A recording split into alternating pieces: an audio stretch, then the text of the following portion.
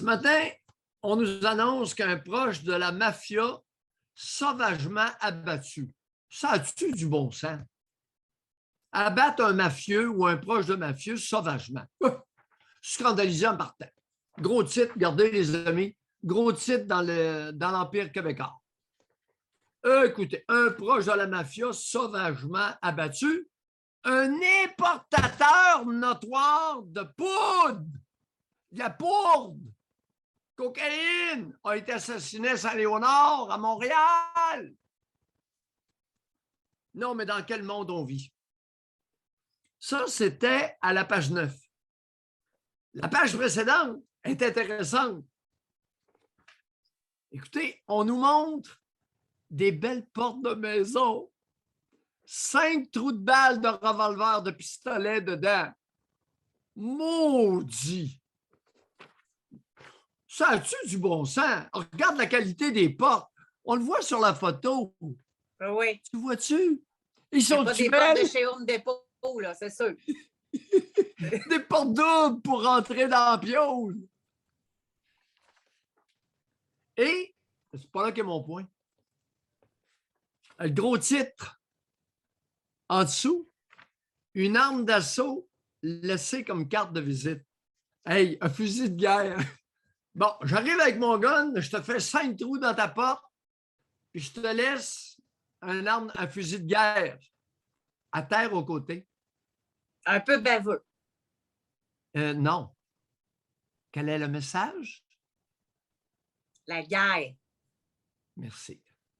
Et nous sommes armés pour la faire. Avez-vous compris?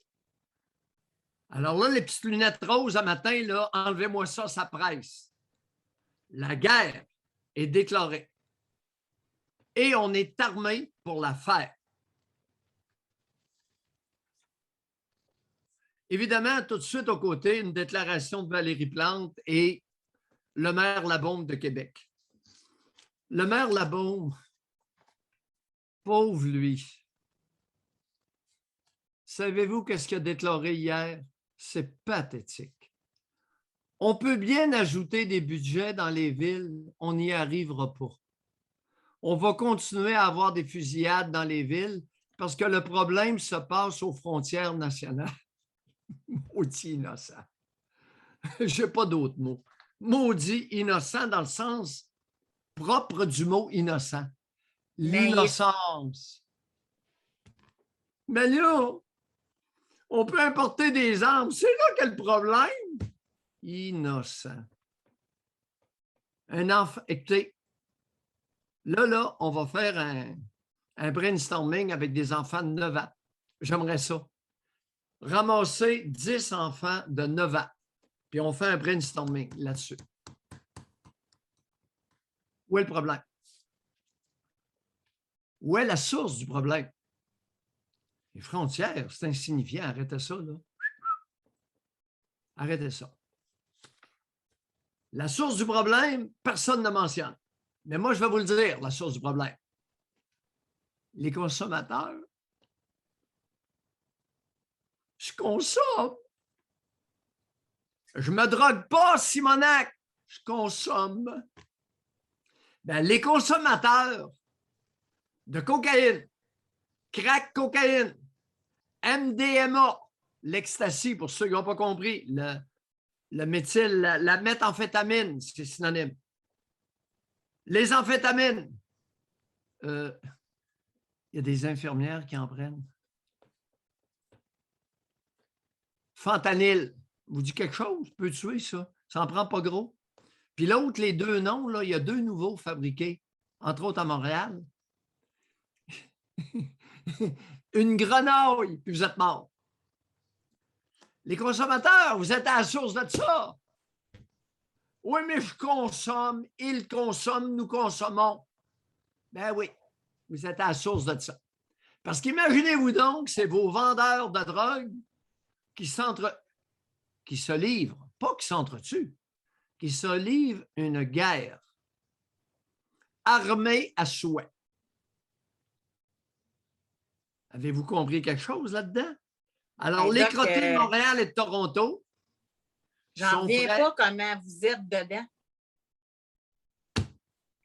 Pour vrai, là, je suis comme... on ne l'entend pas nulle part, ça, cette rhétorique-là. On n'entend pas ça nulle part, cette réflexion-là. Là, vous êtes à la source. Deuxième volet, la capacité de réponse des policiers, des policières. Mais tu m'aimeras Vous étiez pas. tellement bien partis. Question pour les policières de Montréal. 40% du chiffre d'affaires de la police de Montréal, à peu près, sur le payroll.